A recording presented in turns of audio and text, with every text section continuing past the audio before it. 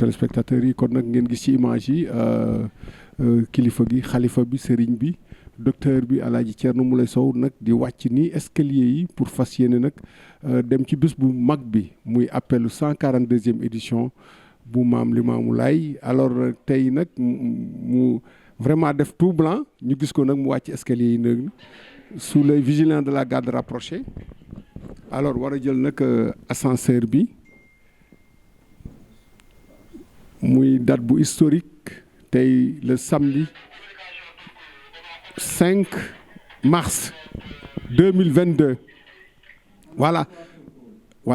donc mu ngi noonu mu war a nag jël ascenseur bi voilà dugg na accompagné de sa garde rapprochée Konaté alors ñu suivre nag tous les déplacements. Ah voilà mu ngoog donc l'ascenseur vient d'arriver au rez-de-chaussée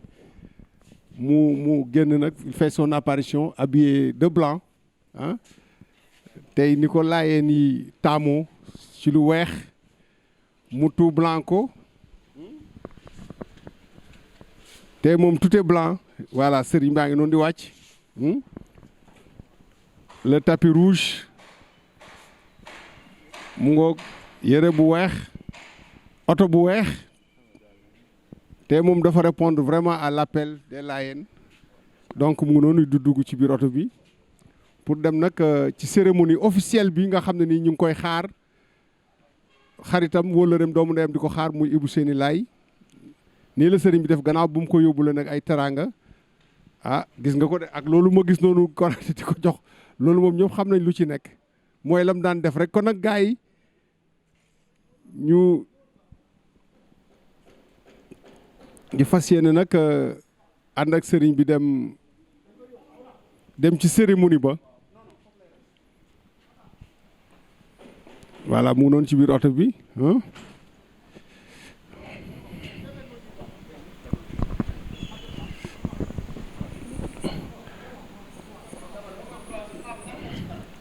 voilà gis nga tey Alseni sax tey dafa tout blanc moom itam day solidarité ak sëriñ bi moom itam gis nga ko blanc la dugal tey dugal benn chemise marocain bu rafet tout blanc ko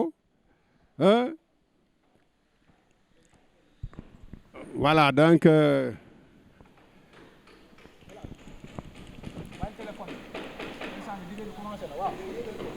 mbokku téléspectateurs yi ñu ngi fii ci buntu résidence bi sëriñ baa ngi nii nag gis nga on est en train d'organiser vraiment d'organiser le cortège bi war a gunge sëriñ bi pour dem nag ci cérémonie bi voilà gis nga ko les gardes-corps ñu ngi organiser tout est déjà fin prêt et dans quelques instants maintenant le cortège va s'ébranler en direction de Yoff pour les besoins de la cérémonie officielle.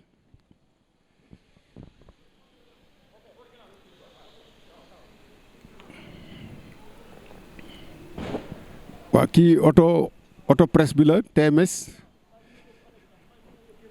voilà fii auto TMS la gis nga bii mooy pour les gardes-corps auto garde-corps yaa ngi nii gis nga ko El Matar voilà of the king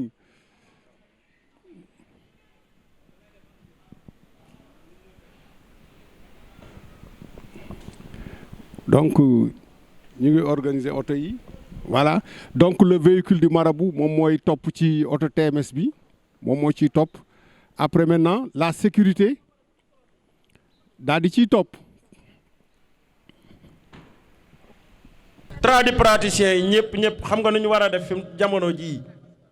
jamono jii ziar bi tradipraticiens yi ñoo ko waroon a def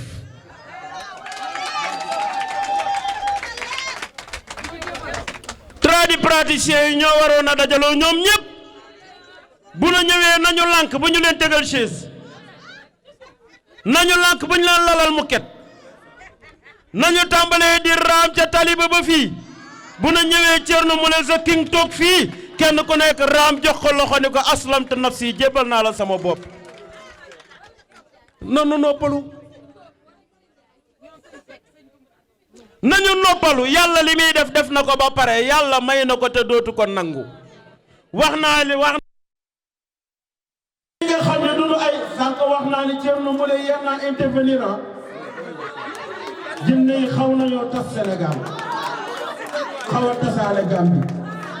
ak sous-région bi waa Gambie xam nañ la may wax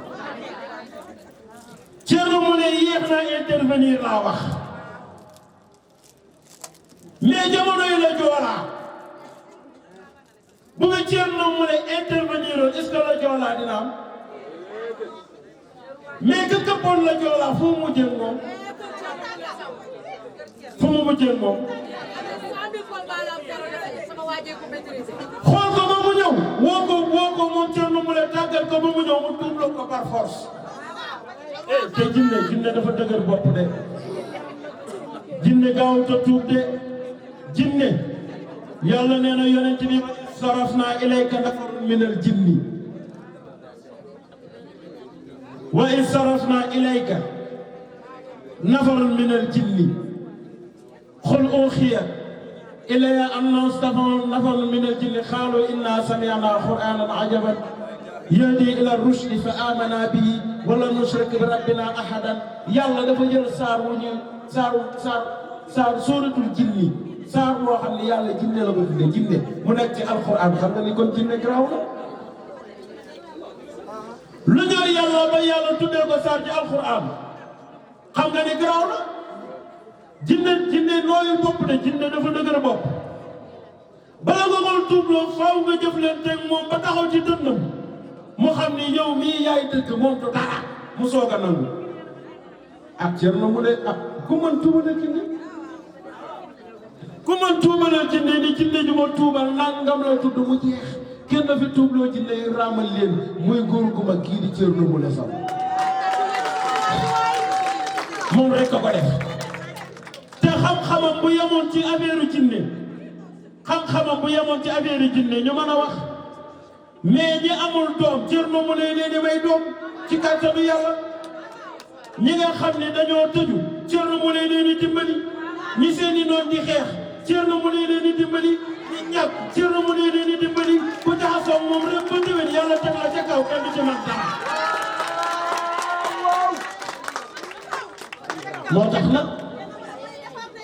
moo tax nag ñu xam ni yàlla moo moom gëneelam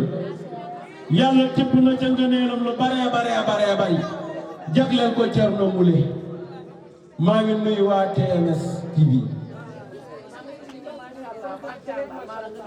tibb na ci ngëneelam lu bari jagleel ko Thierno Moule waaye li ci gën a yéeme mooy Thierno Moule Sow ngëneeli li muy bari li muy doon kilifa li muy faj aajo boo ko gisee nii lay def loxo bi nii Allah wane ni xew lépp kenn rek la moo ko jaarale ci man mooy sunu borom jël léppam jébbal ko yàlla jël léppam jébbal ko Seydina Muhammad sallallahu alayhi wa sallam Thierno Moule jël léppam jébbal ko yàlla jël léppam jébbal ko rasulullah wax naa sànq ni Thierno Moule yii nga xam ne moom lay liggéey yi muy liggéey yépp moom Thierno Moule mi ngi tàmbalee woon ci Seydina Muhammad yaa sayyidal kawnayni xoolal gars yi ku mus ci mbir mi dàqantikul ku musul mu ñal xam ne yàlla yéene wala nga mus ku sopp Seydina Muhammad fi li ñu màggal borom barrière ormati Medina yaa sayyidal kawnayni dama ne ku yàlla may nga mus ci mbir mi dàqantikul te ne mu waaye ku yàlla dogal musoo ci itam muñal te xam ne yàlla la yéenewul nga mus yaa sayyidal kawnayni ku yàlla yéene lu baax yàlla da lay booleeg sa king muy Thierno Moule Sow yaa sayyidal kawnayni mooy Thierno Moule Sow sa king ku yàlla yéene lu baax moom la la yàllay boole yaa sayyidal kawnayni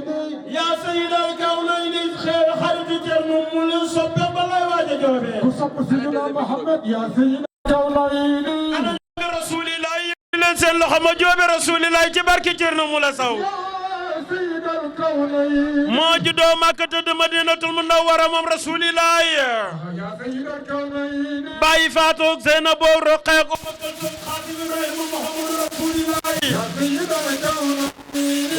woo naa la yow nay di woo naa la yow mi nga xam ni yaa sangu àdduna ak alaaxira yaay drapeau njub bi yow Sayyiduna Muhammadu rasulillahi yow yaay weer wu mat sëkk yow Sayyiduna Muhammadu yow Sayyiduna Muhammad yaa nekk ci lef di faj aajo mi de fi yow rasulillahi maa ngi leen di waatal ni ku yàlla bind Sayyiduna Muhammad la gën maa ngi leen di waatal ni Sayyiduna Muhammad mooy ki nga xam ne ci ay branchement lay jógee maa ngi leen di wax ni moom Sayyiduna Muhammad mooy séddu ñëpp desalul kenn ci kàttanu yàlla moo nekk ca kaw moom rasulillahi mooy dimbali jaam ñi moom Sayyiduna Muhammadu woo naa la yow Sayyiduna Muhammad yow mi nga xam ne biddéew nga waaye li ngay doon biddéew weer yi yaa leen gën a rafet yow Sayyiduna Muhammad moom la yàlla yónni ci dëgg moom Sayyiduna Muhammad ba mu jóg jamono ki dimbali diine l'islam mooy xaritu Cerno Moule Sow muy Sayyiduna Muhammadu ni Cerno Moule Sow di tuubalee jinne yi di leen tuubal di leen dàq ñuy tuub moom la Sayyiduna Muhammad daan def ca Makkatal Mukarrama woo naa la yow yërmande àdduna ak àllaaxira yow Sayyiduna Muhammad woo naa la yooy drapeau ñëpp yow rasulillahi yaay weer wi yow Sayyiduna Muhammad yaay leeral mboolem univers bi woo naa la yow mi nga xam ne yaay yërmande mbindeef yi yaay teraanga mbindeef yi yow Sayyiduna Muhammad yow mi nga xam ne mboolem mébét yi yow yaay terminus bi yow Sayyiduna Muhammad mboolem goxi àdduna bi seeni ngëneel ñu ngi ko amee ci Sayyiduna Muhammad yàlla ngi tëral ñëpp ba Sayyiduna Muhammad rasulullah gane àdduna la ñëpp tedd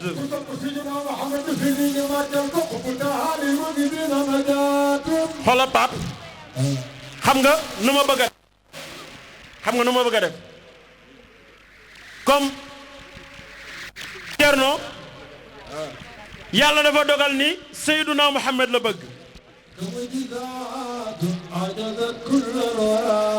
xoolal bëgg naa wax lan la sëñ Bamba wax yonent bi bëgg naa wax lan la Seydi Hadj Malick wax yonent bi bëgg naa wax lan la Cheikh Saad bu wax yonent bi bëgg naa wax lan la Cheikh Ibrahima Niass Baay wax Sayyiduna Muhammad Rasulullah foo njëkkee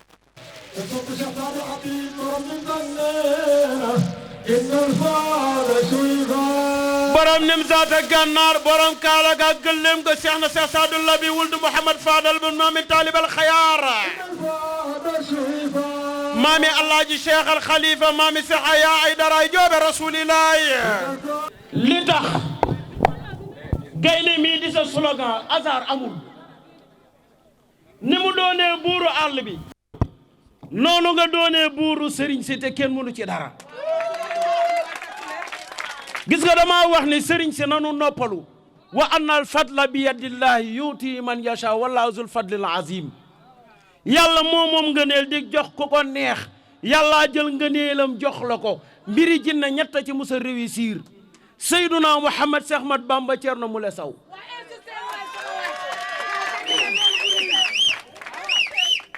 mani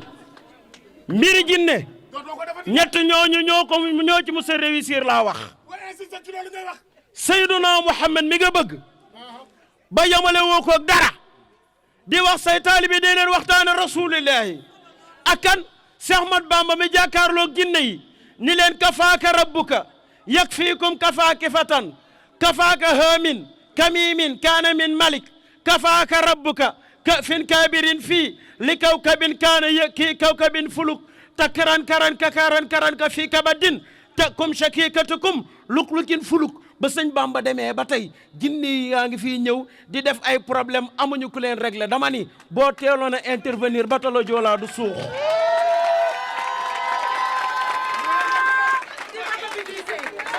Cerno Moule boo teeloon a intervenir avion ba du daanu airline du daanu boo teeloon a intervenir jinne Maymuna mi ñu doon wax day dugg élèves yi kenn njàngam du yàqu. Thierno Moule li tax nga bëgg yonent bi sallallahu alayhi wa sallam mooy da nga am loo xam ni yaa ko doon ci Seyduna Muhammad shifaawul asxaami faj mboolem feebar yi yaa ko doon ci yonent bi. Thierno Moule li ngay def dindi jinne ci gën a tuuti Thierno Moule li muy def dindi jinne laa wax moo ci gën a ndaw génne jinne moo ci gën a ndaw. wax naa sànq ni jinne gën a dëgër bopp lu yàlla bind boo ko nootul ba toog ci dënnam du la déggal. jinne yi fi nekkoon ay yéeféer yëpp di lor jullit ñi di lor nit ñi fexe nga ba ku ne nga toog ci dënnam ba def ko jullit tey ka këppoon ba tala joolaa yaa ko tuubal defar ko mu ñëw ci sa wet. Thierno Moule wax naa ni ñi seen noon sonal ba ñu la xamee ba tey la ñu tàggoog seen noon wa in yakkaadu lazina kafaru la yazliquunaka bi absaarihim lamma sami'u zikra wa yaqulu innahu la majnun wa ma huwa illa zikrun lil alamin. ba ñu lay xamee ba tey ci la ñu tàggoog seeni noon bu leen seen noon gisee day daw. Thierno Moule wax naa la ni la ñi nga xam ne ñoo amul doom tëneen barki démb am na ko am doom Casamance tudde la ko lu tax mu tudde la ko wër na fépp waaye istaghfiru rabbakum innahu kana ghaffara yursilu samaa alaykum midraaran wa yumdidkum bi amwalin wa banina wa yaj'al lakum jannatin wa yaj'al lakum anharan ma lakum la tarjuna lillahi waqaaran. wax naa ne inna lillahi ibadan iza aradu aradallah yàlla am na ay waayam yoo xam ne lu ñu bëgg yàlla def. Thierno Moule loo wax yàlla mu def ko. wax naa sànq benn wax dinaa ko waxaat mboolem tradipraticiens yi nanu noppalu. Thierno Moule li nga yor soxoroo ci xam-xam bi nga yor soxoroo ci siisoo ci wallahi bu nu jaaroon fa nu war a jaar ñoom ñëpp ñëw raam jox la loxo ne la aslamtu nafsi jébbalu nanu ci yow jox la seen bopp lu waay bëgg nga sol ko te du la wàññi dara. duma ku mën sa morom duma Thierno Moule Sow duma ku mën sa morom duma Thierno Moule Sow. acteurs yi ñu seetaan sur la TMS TV comme ni leen ko waxee sànq nag bi sëriñ bi di jógee ci résidence am aux Almadies dafa waroon dem nag ci cérémonie officielle bi ci appel bi mais nag mu jaar nag fii ci immeuble bi li ngeen gis immeuble R+3 muy immeuble bi nga xam moom moo nar a abriter vraiment les locaux de la clinique de TMS activité yëpp fii la ko sëriñ bi nar a transféré y a pas de grands travaux à faire mais quelques réglages rek la fiy def mu jaar fi nag tey xool vraiment état bi situation bi mais waaw effectivement gis nga karo yi voilà nee na am lampe yi daf koy changer def fi ay lampe yu bees ci karo yi waaw karo yi escalier yi voilà nee na c'est déjà commandé pauvre yi moom la fi installé vraiment donc immeuble bi ni mu meloon c'était habitable mais xam nga comme dafa bëgg lu luxe muy gën a améliorer rek mais vraiment toutes les conditions étaient réunies pour mu accueillir ko voilà bi fii chute d'eau la fiy def chute d'eau la fiy def moom tamit foofu c'est ce qui est prévu alors donc ngeen gis voilà donc muy nuyu vraiment les riverains les populations mu leen di nuyu alors donc ça c'est l'autre côté de l'immeuble voilà gis nga carreaux yi yëpp changé nañ ko c'est de carreaux yu bees la voilà c'est de nouvelles carreaux vraiment carreaux yu rafet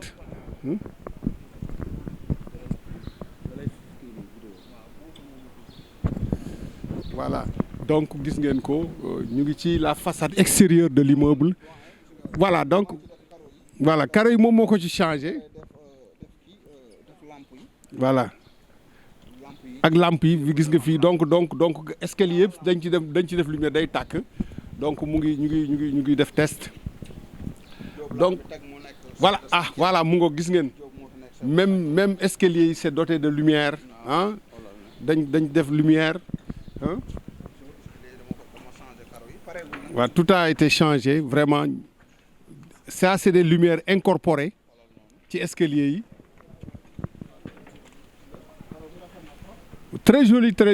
joli vraiment rafet na trop macha allah voilà donc gis nga ko donc carré yi moom ku jub si escalier da nga xam ne fii escalier la parce que vraiment def na fi lumière quoi waaw bois yi. damay changer aluminium bi def ko verre simple. verre xam nga loolu moo xew léegi. waaw voilà donc day améliorer rek parce que tamit comme que fii dafa jege géej gi moo tax sëriñ bi calculer loolu yëpp pour vraiment defi matière yoo xam ne inoxydable la nga xam ne brise marine bi du ko mënal dara. ma ne ko brise marine bi du ko mënal dara donc toujours ñu ngi ci visite guidée bu l'immeuble le tout nouveau immeuble bi war a abriter la clinique TMS TV en tout cas les activités du marabout mu ñëw fi nag tey ce samedi 5 mars 2022 en route pour Yoff mu ne dama fi jaar nag jàmmalaay ku wax jàmmalaay wax Yoff voilà mu ngoog jël ko L+3 gis nga ko alors sur tous les côtés mbokku téléspectateurs yi internautes yi ñu ngi leen di dalal sur la TMS TV alors di am mbégte ak kontaante nag sànq gis nga sëriñ bi mu déparé këram à sa résidence waroon dem nag ci cérémonie bi mu ne nag damay ñëw jaar fii xool parce que nag am na yu mu fi digle am na yu mu fi santaane pour ñu def ko fii mais c'est un numéro boo xam ne nii vraiment y a rien à ajouter R+3 la sëriñ bi nag ñu bëggoon daal nga wax ñu d'abord nan nga def ba gis immeuble bi c'est important. waaw macha allah doyen dañuy am kontaante ak mbégte lool di sant suñu borom bu baax di julli ci yonente bi di am kontaante ak mbégte lool macha allah ci appel bi. macha allah appelu Baye Laay bi dañuy dem ni ci suma xarit suma wëllëre Ibou Sini Laay woote nañ foofu ñëwagul ci tente bi ma ne ñu jaar fi rayaale temps en attendant xoolaale kër gi macha allah kër gi ba ma ko jëndee yàggul daanaka kër gu bees la kër gu bees tàq la mais xam nga man dama bëgg tout le temps di gën a defar di gën a rafetal macha allah loolu moo waral ma changer carreau yi. gis nga carreau yi dama ko changé buntu kër gi ba ci kaw ci escalier yëpp dama changé carreau gi def ay carreau nouveau modèle macha allah def ay lampe aussi ci buntu kër gi gën a rafetal kër gi ndax man dama bëgg lu rafet dama bëgg lu baax daal macha allah ba pare balcon yi aussi ma def ko ay bois gis nga ko noonu def ko ay bois ay lampe muy tàkk aussi macha allah gën a rafetal gën a yanjal sant suñu borom rek defe naa ne kër gi nii jinne yi waxoon nañ ne macha allah di nga am kër bi nga xamante ne day jege géej gi waxoon nañu di nga am immeuble bu mag bi nga xamante ne macha allah da nga tiim ñu bari fi ngay waxoon nañ ko fi ngay fajee boo leen xoolee ci ancien vidéo yi jinne yi waxoon nañ lii te boobu man macha allah maa ngi dëkkoon fii soriwuma woon fii tout près mais gis nga saa su ne ñoo ngi doon wër di xool mais ni ma ko gisee dafa yomb sax dama dugg ci internet bi tàppe rek gis ko ba ma ko gisee ma ne madame Sow fii xam naa fi macha allah rek ma taal suma oto ñëw ci buntu kër gi ma fekk fii benn soxna mooy soxna gardien bi ba ma ko fekkee ma ne ko kër gi day jaay mu ne ma waaw day jaay ma laaj ko gardien mu ne ma léegi jëlal numéro gardien bi ma woo gardien bi mu ne ma kër gi day jaay mais am na ñu ci wax daal mu ne ma am na ñu ci wax macha allah ma bàyyi noonu ma woowaat ko mu ne ma non am na ñu ci wax macha allah léegi ci biir loolu moom moo ma woowaat sax mu ne ma léegi dama lay jox numéro ki nga xamante ne mooy jaay kër gi macha allah mu jox ma numéro kooku ma woo ko ba ma ko woowee vraiment mu ne ma kër gi 225 millions lay jar waxaale wu ma sax ndax damaa gis lu ma bëgg quoi waxaale wu ma macha allah mu nekk Cissé mu nekk benn góor gu baax ñu dem ci notaire bi dem suma notaire mu xool mu ne ma c'est bon.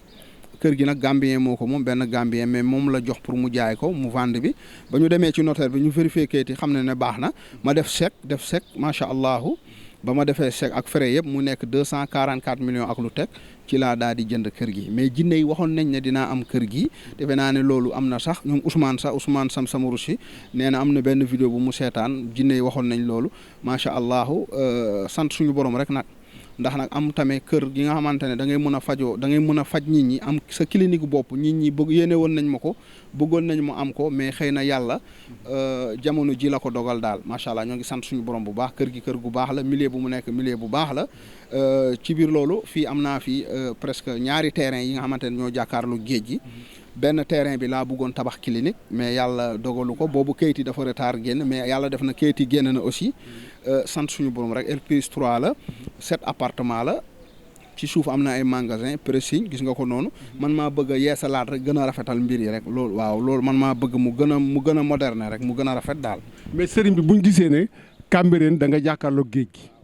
tey nga ñëw am immeuble boo xam mu ngi jàkkaarloog géej gi les pieds dans l'eau presque nga ne aussi ay terrain ngi fii mais sëriñ bi maanaam ci jege géej gi moom tegtal la wala la sa choix bopp la. waaw sant suñu borom rek xam nga daanaka jinne yi nekk ci géej gi yëpp ma jàpp naa leen jinne yi teree ne fii ci géej gi yëpp su may taalibe lañu defe naa ne macha allah loolu sant suñu borom la xam nga ne man samay mbir dafa bokk ci géej moo tax boo xoolee terrain yi bëri yi ma am ak kër yu bëri dafay jege géej loolu sant la rek macha allah ndax samay mbir lu si ëpp dafa nekk géej sant la gis nga kër gi dégg naa am na ki ko bëggoon jënd dafa waxaale pour jënd ko rek far yàlla weddi dafa mujj wàcc ci liggéey man ci laa ñëw rek jënd ko ndeysaan du wërsëgam daal su ma wërsëg la macha allah di wërsëgu ñëpp nag vraiment bu ñu ñëwee fii dinañ mën a yaatu dinañ mën a liggéey daal bu baax li ñu bëgg a def te du ñu amerde kenn du ñu amerde quoi macha allah waaw ndax kër gu mag la aussi ëpp na clinique quoi. léegi aussi ñu ngi jàng ci maanaam ñu am information ne am na ñu fi dëkkoon mais da nga leen may délai vraiment pour ñoom au moins ñu mun a ut feneen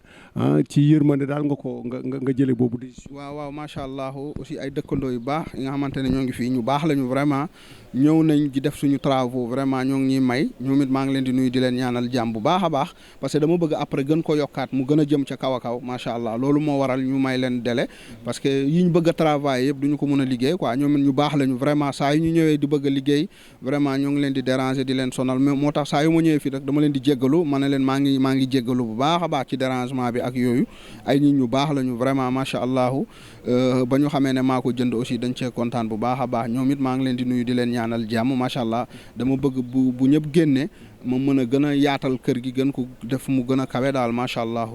waaw bëgg naa ci def essentiel après yooyu yëpp macha allah. sëriñ bi léegi bu ñëwee nag maintenant ci biir kër gi maanaam immeuble bi yan activité c'est vrai que clinique bi fii lay ñëw TMS fii lay ñëw mais est-ce que prévoir nga tamit yeneen activités yoo xam ne nii di nga ko def fii parce que macha allah fii R+3 la. waaw activités yi ñu fiy def dina bari lool waaye xam nga du lépp la ñuy wax mais pour l'instant dañuy bàyyi ba ñu ñëw bu ñu toogee après ñu mën a fësal yeneen activités yi macha allah.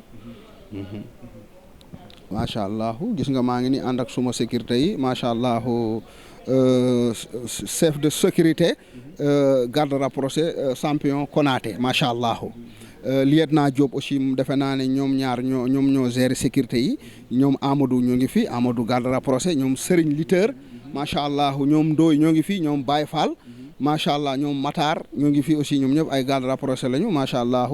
ñoom Ablaye maa ngi ànd ak gars yi incha allah pour ñu dem ci suma xarit suma wërlale macha allah di sant yàlla rek ñu dugg fi ci bismillahi rahmaani rahim ñu toogee fi ci alhamdulilahi rabbil alamin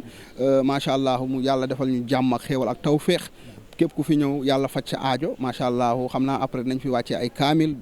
def fi ay ñaan macha allah aussi waa dëkkandoo yu koñ bi yëpp ñoo ngi leen di nuyu bu baax di leen ñaanal jàmm naan am ngeen ay gan macha allah waaye nag gan gu baax ci gan la ndax bu ñëwee ci koñ wala ñëw ci dëkk dana aar dëkk bi dana sàmm dëkk bi ndax xam nga ne bu ma fi dëkkee jinne yi fi traîner di fàdd nit ñi ñëpp dinaa leen tuubal dugal leen ci diine l'islam moo tax man am ma ci dëkk dafa baax am ma ci koñ dafa baax ndax dinaa aar koñ bi dinaa sàmm koñ bi loolu macha allah ñu bëri xamuñu loolu gis nga Cambérène fee ba ma fa nekkee avant may ñëw décès yi dafa doon bari maanaam chaque jour accident ba ma demee ba xool am sarax yu ma war a génnee ay sarax yi nga xam ne ñàkk fayda sax sarax yi ndaw ay nen ak yooyu ba ma ko génnee ba tey vraiment macha allah yàlla dimbali ñu accident bëreetul foofu. waaw kon nag di sant suñu borom rek di julli ci yonent bi sallallahu alayhi wasallam. waaw dëkkandoor yooyu nga wax dafa mel ni vraiment sa ñëw bi maanaam intéressé na leen parce que nag gis nga ñu ngi génn vraiment taxaw fële di saafonte yooyu def naa ne loolu tamit vraiment am nga ci kontaan. waaw mbégte rek laa am macha allah di nuyu waa koñ bi yëpp di leen ñaanal jàmm ñu xam ne am nañ ay dëkkandoo macha allah am nañ dëkkandoo bu mot dëkkandoo bi nga xamante ne vraiment day maanaam bu nekkee ci gox day dundal gox bi. da koy dundal ndax man bu ma fekkee gox bu dee dama koy dekkilaat ndax nag macha allah yàlla may na ma. andi fa sécurité yi. waaw yàlla may na ma tur aussi may na ma baatin ba fu bu ma fekkee lu dee sax su ma ko laalee sax dana dund yàlla may na ma baatin bi nga xamante ne bu ma fekkee gox bu dee sax fu ma fa dëkkee yàlla day def barke ci gox bi loolu nag yàlla def na ko ci man macha allah doyen. donc mbokk yi kàddu yooyu lañ taataan ci sëriñ bi ginnaaw bi mu ñëwee def visite vraiment xool l'état des investissements yi nga xam def na ko fi mais nag ngeen xam ne rek c'est un immeuble boo xam ne c'est habitable à tous les niveaux que ça soit rez-de-chaussée jusqu'au 3e c'est habitable mais comme que moom vraiment c'est un adepte du luxe mooy nag xaaral mooy gën a renforcer vraiment luxe bi déjà en commençant par escalier yi nga xam ne ni déjà moom lañ taxaw changer carreaux yi ba pare def fi ay lumière incorporée nga xam ne ni dafay tàkk ah foo toll di nga xam ne vraiment escalier yi vraiment ça donne de la lumière loolu yëpp mooy wane ne vraiment lui dafa bëgg lu luxe dafa bëgg lu rafet. Alors donc dans quelques instants rek dans quelques semaines incha allahu rabbi sëriñ bi dina déménager jógee nag fële Cambérène 1 après plusieurs années vraiment mu ñëw nag war a toxu fii à Jàmmalaay moi je crois que ku jógee Cambérène ñëw Jàmmalaay yaa ngi ci territoire lébu génnuloo territoire lébu donc ce sera pour bientôt les nouveaux locaux de la clinique mais aussi les activités du marabout voilà Ousmane Ousmane moom tamit c'est vrai Ousmane moom tamit voilà donc kon nag sëriñ bi visité na la façade extérieure alors avec les commentaires que vous avez entendus maintenant il va regagner son véhicule tout de blanc vêtu superbement vêtu comme ni ko laayee ni taamoo lu weex oto bu weex alors avec vraiment l'œil vigilant de la garde rapprochée pour ñu mun a préparer nag dem fële le temps de faire quelques réglages et d'attendre à ce que toutes les dispositions soient mises en place pour accueillir le marabout avec sa délégation ngeen rester sur la TMS TV à tout à l'heure kon nag dafa mel ni sëriñ bi day delluwaat ci immeuble bi yéeg ci kaw waaw Diop nag moom dafa mel ni moom lañ posté fii ci kër gi moom daanaka daanaka ci kër gi moom moo fi nekk di assurer la sécurité la permanence aussi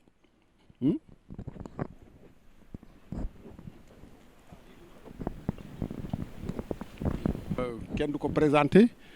ci entourage yu sëriñ bi kenn du ko présenté aussi ci dispositif de sécurité bu sëriñ bi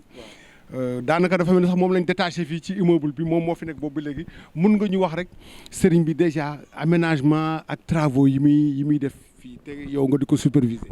waaw salaamaaleykum damay nuyu ñëpp Abdou Aziz di siyaar ñëpp di jiital nuyu bi kilifa gi Thierno Moule di nuyu sécurité bi yëpp macha allah di wax kër gi moom ni ñu ko jëndee cher na bëri na kenn ñëpp xam nañ loolu. bu mu ñëwee xam nga moom dafa bëgg lu rëy bëgg loo xam ne ku fi taxaw day apprécier macha allah bi mu ñëwee ñu changé waat lépp luy karo ak lépp luy làmp boo xoolee aménage bi nii ñoo si def ak lépp yu bu ñu yégee si biir changé nañ lépp douche yeeg lépp lañ changé waaw peinture beeg lépp lañ changé moom day bëgg ku ñëw rek mu apprécier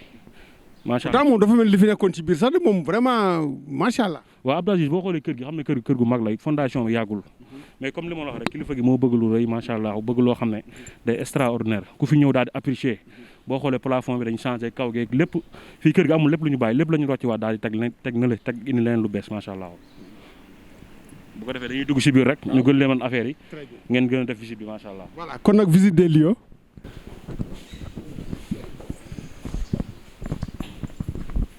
mais Diop fii moom dafa mel ni peinture bees la. waaw lii Abdou Aziz première couche bi lañ teg nii rek. kon première couche moo nekk nii. karo yëpp dañ ko changé waat dañ ko xooloon changé ak karo yi c'est vrai waaye jëlal ma karo yi. macha allah. karo yi moo nekk fële ci moom lañ def ci escalier yi. waaw boo xoolee nga ne lii première couche la. waaw lii première couche la. boo xoolee fii studio la. waaw fii tamit studio njam moo la. ah d'accord.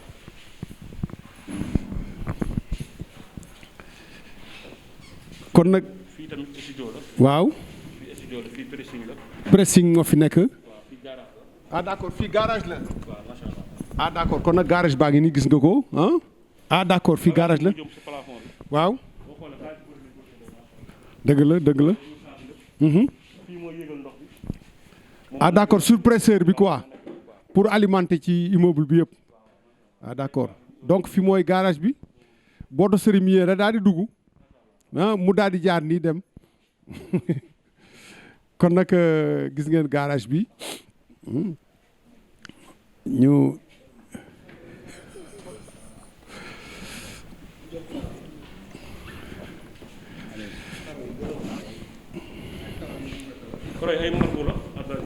karo marbre ah oui oui marbre la kay gisuloo ah ah bon escalier yi. fii néegu sécurité la foofu noonu. fan ah sécurité néeg ngi noonu. waaw yow looy wax ni yow waaw doo dégg de kon nag ñu jël escalier yi escalier yow jëlal ma escalier yi dañ koy changer moom la ñuy dindi nii dindi nañu ci nekkoon yëpp tout mais Diop keroog bi ñu fi ñëwee di ko njëkk a visité ah karo yi fi nekkoon pourtant mooloon na de ah kon nag ñu ngi premier étage ñu ngi premier étage 3 chambres salon ici 3 chambres salon ici donc on est au premier palier lampe yi aussi tamit gis nga ko hein ah d'accord ñu dugal ko ci biir quoi ah d'accord voilà voilà gis nga compteur divisionnaire yi gis nga ko déjà ni ñu ko dugale changer lépp changer galva yooyu yëpp ba pare dindi karo yi nekkoon fii pour changer waat karo yi kon nañu dem donc nous venons de terminer le premier palier premier étage ñu ngi maintenant au deuxième aussi c'est presque la même configuration fii tamit ñaari appartement fii ak fii ah yëpp même configuration 3 chambres salon ah même chose véritable clinique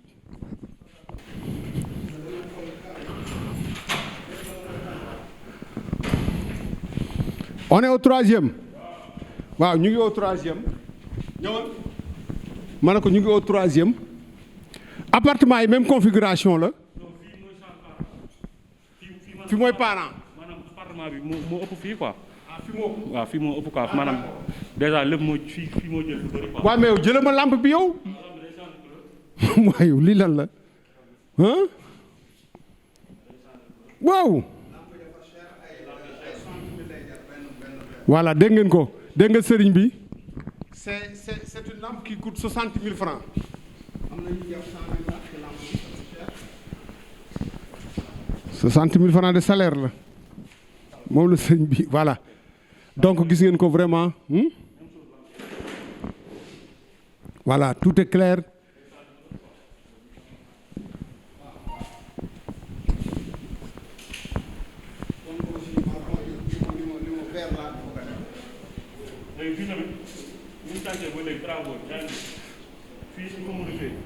voilà donc yi fi nekkoon daf koy dindi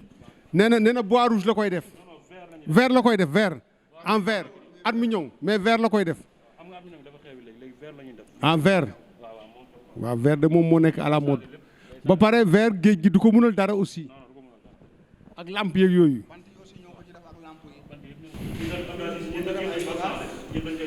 waa vie mais yii moom kaayow lii ay placard la gis nga ko placard vitré gis nga ko ma ne ko placard vitré gis nga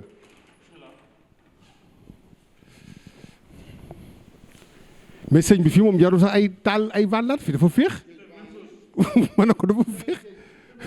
féex kay jël géej gi waaw gis nga ko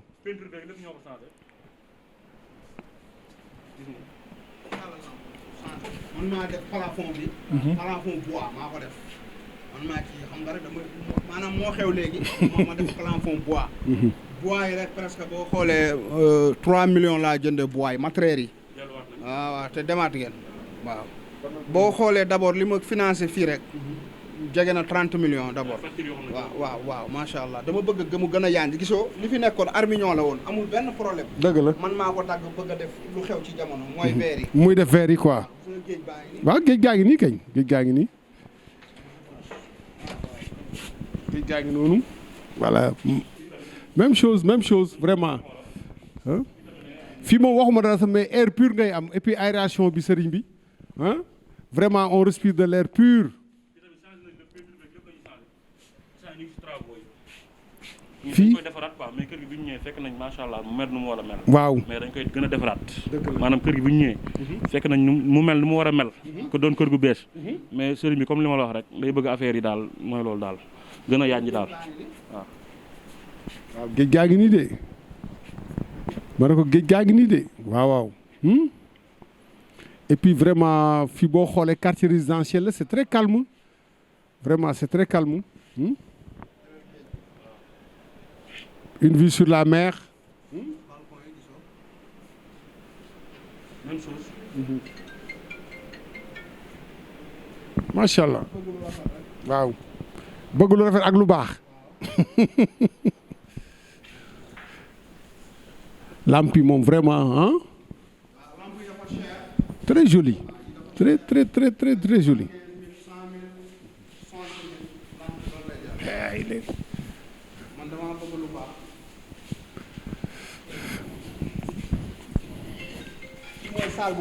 waaw mooy grand salon.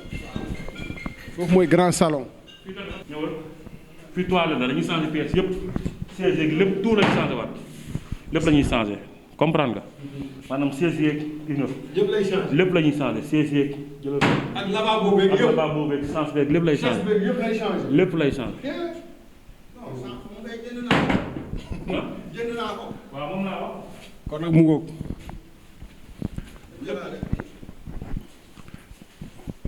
jëlal séjour bi. ah d'accord. ah d'accord fi chambre la. ah d'accord chambre salle de bain aussi. Oh. Toujours ñu ngi visiter l'immeuble qui doit abriter fii dafa mel ni cuisine la. Oh. Voilà.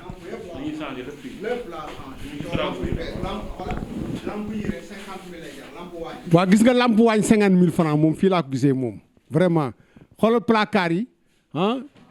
yëpp gis nga lavabo yeeg yëpp vraiment et puis dañ koy changer.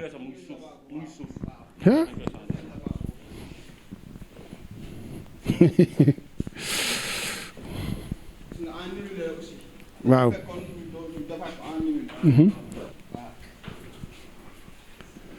peinture à huile la. viens. waaw lamp yi mais moom lamp yi foo dugg rek lamp yi moo fa nekk moom ah. fii aussi salle de bain la donc chambre yi ak salle de bain. ah d'accord yi moo ci nekkoon sëñ bi mais sëñ bi yi moom yi kay amul benn problème ah. yi kay amul benn problème sëriñ bi ah. ah d'accord ak lépp.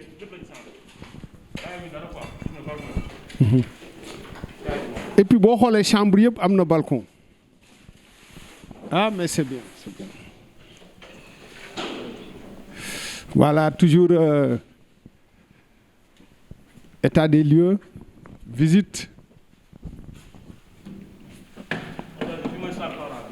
ah salle parent. ah oui. benn problème damaa jënd Sarkozy. waaw Sarkozy waaw. 1,2 million. fii amul benn problème dama ko changé def Sarkozy 1,2 million. kon nag mu ngi noonu gis nga. 16 anglais bi rek 300,000 lay jar. bii dañ ko changé gis ngeen bii de li muy bees daf ko changé Sarkozy la ci def. chaise anglaise bi gis nga ko jëlal ma chaise anglaise bi yow 300,000 francs complet. Sarkozy baa ngi nii nag. 1 million quelque la ko jotee. laay leen sëñ bi fii de xanaa boo liggéeyee ba sonn da ngay dugg fii massage bi yëpp. waaw gis nga ko de. mooy ensemble bu ñu la waxoon. waaw. bii. chaise moom si biti mooy ensemble bi. waaw. chaise moo nekk ci biti. waaw dañoo bëgg a def daal lépp lu bees bu soobee. léegi chauffe-eau bi nekk ci salle de bain bi dañ ko fii lañ ko def donc muy alimenter juste waaw.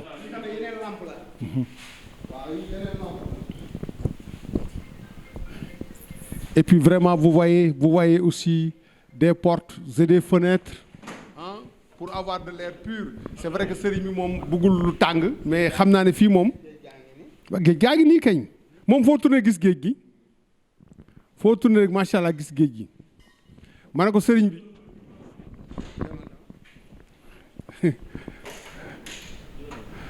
waaw balcon ah d'accord ah d'accord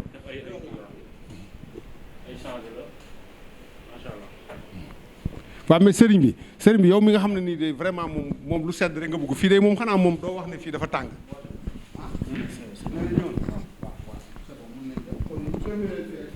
ah sëriñ bi ma ne aération bi am fii xanaa fii moom doo wax ne moom dafa tàng moom waaw bu ma ñëwee fii ñoom Matar ñoo ko bale nettoyé ko lakk li fi nekk lépp dëgg la waaw macha allah Diop ñool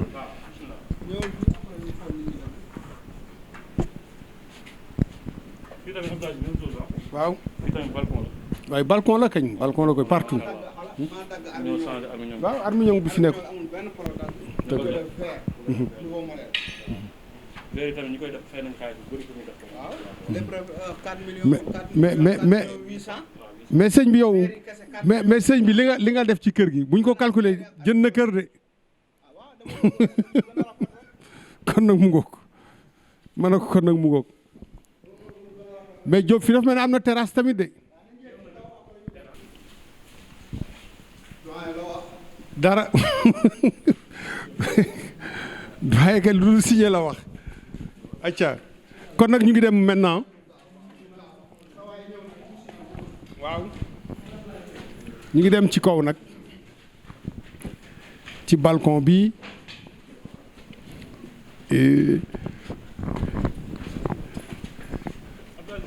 waaw nga ne ma ne li ngay bëgg programme boo ñëwee fii macha allah di nga def fii de moom programme bu nekk xëj na fi terrasse bi lu nekk xaj na fi macha allah waaw léegi fii tamit ay lampe lañ ci def lampe lañ ci def maanaam foo toll da ngay gis signalement bi quoi après bu pare waaw bu pare da ngay gën a comprendre naka la quoi terrasse bi moo nekk nii waaw terrasse moom vraiment y a de l'espace fii que bi ñoo nekkoon si waaw gis ngeen chaise yi ngeen gis ah impeccable vraiment boo ko xool sax da nga naan chaise bu bees la mais sëriñ bi fii la ko fekkoon amul benn problème sëriñ bi dindi ko changé waat ko voilà ah waaw peinturaat lépp mën na ko peinturaat lépp waaw waaw ngay am foofu waaw gis nga ko de am na mooy ziar bi nee naa la ñun tamit lu mel ni moom la ñu am fee waaw waxoon nga ko de vraiment waxoon nga ko de bañ defee ziar bi fële Almadi ñu nekkoon ci kaw waxoon nga ñu ne aussi fii am na fu ñu mun a organiser vraiment toutes les cérémonies du marabout waa géej gaa ngi ni vous voyez la mer vraiment une vue directe sur la mer mën na ko vue sur la mer waaw vue sur la mer donc voilà tout cet espace là hein, c'est la terrasse qui peut abriter beaucoup de cérémonies il suffit simplement vraiment de les aménager le marabout a promis aussi de mettre beaucoup de lumière des lumières qui peuvent être aperçues à plus de 300 mètres ou 400 mètres pour montrer que ici c'est l'immeuble El Hadji Thierno Mouleye Sow. Un immeuble, nous le disons tout à l'heure, qui va abriter les activités du marabout, à savoir la clinique, mais aussi la TMS TV, la télévision du marabout. doo leen rate dara tey nag vraiment mu doon une visite que le marabout a effectuée avec la TMS TV pour vous donner les images de l'immeuble qui bientôt est en phase de terminaison.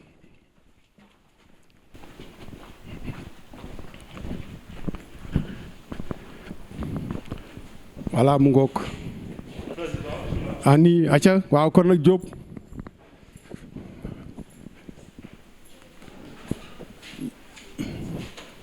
mais Diop sànq dañ gis waa koñ bi vraiment génn taxaw di seetaan mu mel ni daal ñoom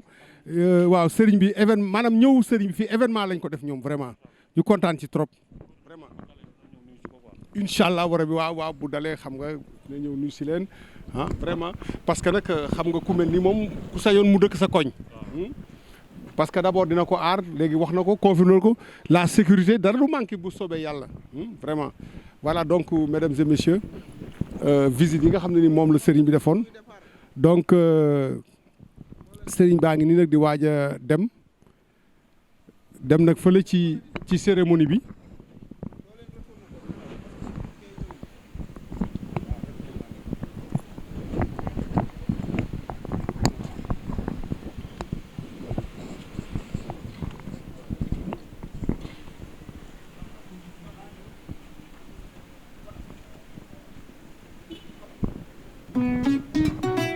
voilà mu ngoo gis ngeen vraiment les lumières lan ci baat mi ñoom bële moo fi njëkkoon nekk moo nekk nii quoi léegi bii moom la ñuy changé def lépp waaw ok moom lay def waaw vraiment très joli ma ne ko c'est très joli vraiment dëgg war naa ñoo gisee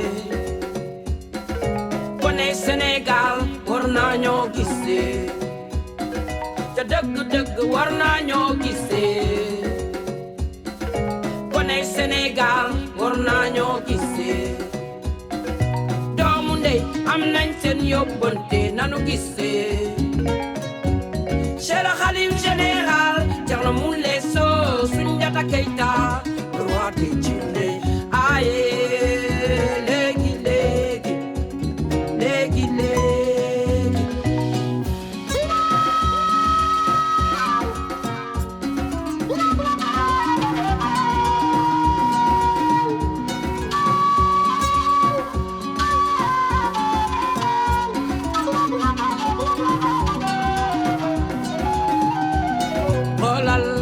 xoolal lii ndax jaadu na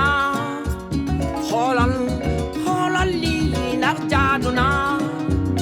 dama jékki-jékki sama bopp metti looy metti sama tànk metti testan yi metti xoolal lii ndax jaadu na danga jaale metti nga bugg a wér waaw maa bugg a wér man mii maa bugg a wér teloo danga jaale mu metti nga bugg a wér waaw maa bugg a wér man mii maa bugg a wér teloo kon topp ma waaxul topp ma yóbbu la ci doomu soxna Mariama Kamara Thierno Moule Sow léegi nga am loo gis léegi nga am loo yëg inshallah nga am loo gis bu soobee Rabbi nga am loo yëg dëgg war naa ñoo gisee kone Sénégal war naa ñoo gisee te dëgg war naa ñoo gisee kone Sénégal war naa ñoo gisee doomu ndey am nañ seen yóbbante nanu gisee Cheikh Khalif général Thierno Moule Sow Soundiata Keita le roi des Djinné aye léegi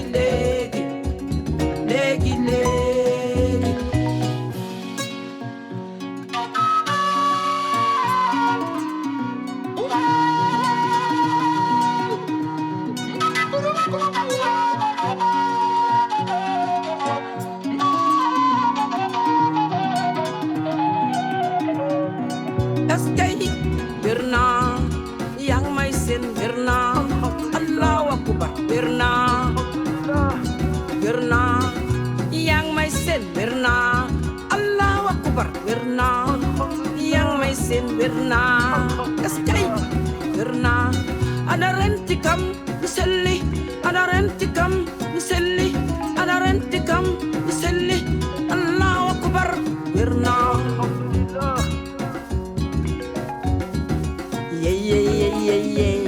Allah yow beyda